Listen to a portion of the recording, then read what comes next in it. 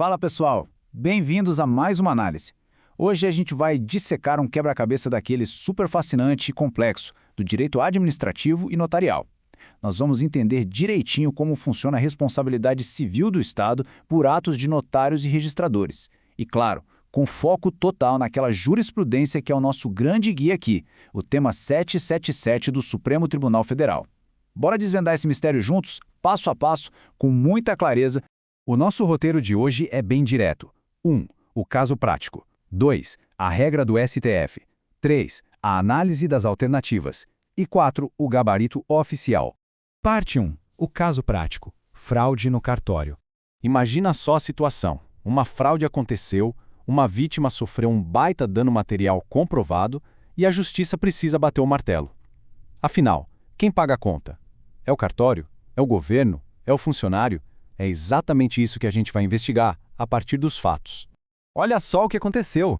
Em 2015, a gente tem o registrador Marcelo. E prestem muita atenção nessa palavra. Dolosamente. O Marcelo não esbarrou no teclado e cometeu um erro sem querer, tá? Ele agiu de má fé mesmo, com intenção total de fraudar a matrícula de um imóvel no cartório. Foi um ato ilícito intencional sem tirar nem pôr. Avançando na linha do tempo, a gente nota que o crime rolou em 2015, mas a bomba só estourou em 2017. E aí entra o grande complicador da nossa história. Quando descobriram a fraude, o causador do dano, o Marcelo, já tinha sido exonerado. Ele simplesmente pegou as coisas dele e foi embora. No lugar dele, quem assumiu o cartório foi o Altar, um novo titular que passou num concurso público suadíssimo. Ou seja, o Altar não tem absolutamente nada a ver com o passado do Marcelo. E aí fica a dúvida, será que a sucessão no cartório transfere a culpa? Parte 2. A regra do STF, tema 777. A resposta para nossa dúvida está prontinha na tese vinculante do tema 777 do STF. Olha o que a regra diz. O Estado responde objetivamente pelos atos dos tabeliães e registradores oficiais, assentado o dever de regresso contra o responsável nos casos de dolo ou culpa. Essa frase é sensacional porque ela divide a responsabilidade em duas fases bem claras que a gente precisa compreender direitinho antes de ir para as alternativas. O alicerce de toda essa decisão é a teoria do risco administrativo. Sabe o artigo 37, parágrafo 6º da Constituição? Pois é, ele mesmo. Pensem assim, os notários exercem uma função pública delegada pelo Estado. Então, se esse serviço dá dor de cabeça e causa um dano ao cidadão, o Estado, que é quem banca esse sistema todo, assume o risco. Para a vítima receber a indenização, ela não precisa dar uma de detetive e provar a má-fé do cartório. Basta provar que tomou prejuízo e que isso veio de um ato do cartório. Ponto final. Isso é o que chamamos de responsabilidade objetiva. Então, o pulo do gato aqui é separar essas duas responsabilidades. De um lado, a responsabilidade primária. O Estado vai lá e paga a vítima diretamente sem exigir prova de culpa. Simples assim. Do outro lado, vem a responsabilidade regressiva. O Estado não vai ficar no prejuízo, né? Ele vira e vai cobrar essa conta de quem realmente aprontou, que no nosso caso é o Marcelo. Só que nessa segunda etapa, a responsabilidade é subjetiva. O Estado precisa provar o dolo ou a culpa do funcionário. Como a gente já viu que o Marcelo agiu dolosamente, essa prova já está no papo. Parte 3. Análise das alternativas. Vamos dar uma olhada na alternativa A. Ela sugere que a responsabilidade recai direta e objetivamente sobre Marcelo. Totalmente errado. Como a gente acabou de ver no tema 777, perante o prejudicado, a responsabilidade primária e direta é do Estado, e não do agente. O Marcelo só entra na roda depois, na via regressiva. E lembrando, a responsabilidade dele é subjetiva, não objetiva.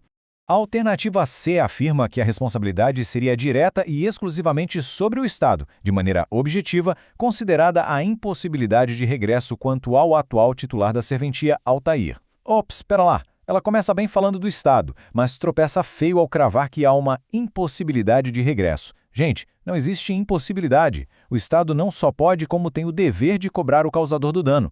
A ação de regresso contra o Marcelo é obrigatória. Se o gestor público cruzar os braços, ele mesmo comete improbidade administrativa. Agora olha a alternativa D. Ela diz que a responsabilidade seria primariamente sobre o Estado, de maneira objetiva, e em regresso sobre o atual titular da serventia, Altair, subjetivamente. Um absurdo jurídico. A serventia, o cartório físico ali, não tem um CNPJ próprio para assumir bronca. A delegação é personalíssima. O crime não fica grudado nas paredes do prédio. Ele anda junto com quem cometeu a fraude. O Altair passou num concurso, chegou com a ficha limpa, ele não herda o passado obscuro do Marcelo. O regresso jamais pode mirar num sucessor inocente. E aí chegamos na alternativa E. Essa daqui é literalmente um festival de erros. Ela tenta colocar a responsabilidade direta no Marcelo, o que já contraria o tema 777 logo de cara, e como se não bastasse, tenta punir o coitado do Altair, alegando que ele deveria ter consertado a fraude do outro. Não rola. A jurisprudência é cristalina. Cada notário responde pessoalmente pelos próprios atos. O Marcelo fez a bagunça, ele que arque com isso no regresso. Parte 4. O gabarito oficial. Então só sobrou a nossa alternativa B, a resposta corretíssima. A responsabilidade civil pelo ilícito recai primariamente sobre o Estado, de maneira objetiva, e em regresso, exclusivamente sobre Marcelo, subjetivamente. Reparem como essa frase é cirúrgica. Ela encaixa cada engrenagem da tese do Supremo Tribunal Federal de forma impecável na nossa historinha. Para não restar um pingo de dúvida, vamos resumir a ópera. A vítima é indenizada rapidinho pelo Estado, por causa da teoria do risco. Os cofres públicos não tomam o prejuízo, porque o Estado é obrigado a caçar o verdadeiro culpado na via de regresso. Esse culpado é o Marcelo, que agiu dolosamente. E o mais importante para a segurança jurídica dos concursos, o Altair, que é o sucessor, fica totalmente blindado das confusões do ex-titular. E para a gente fechar com chave de ouro fica essa provocação. O que acontece se o administrador público simplesmente não entrar com essa ação de regresso contra fraudadores como Marcelo? O Estado pagou a conta e alguém tem que repor. Se o gestor for omisso, o recado do tema 777 é duríssimo. Ele incorre em improbidade administrativa. Proteger o dinheiro público não é só uma recomendação, é um dever sério. É um baita lembrete de como funcionam os freios e contrapesos no nosso direito administrativo.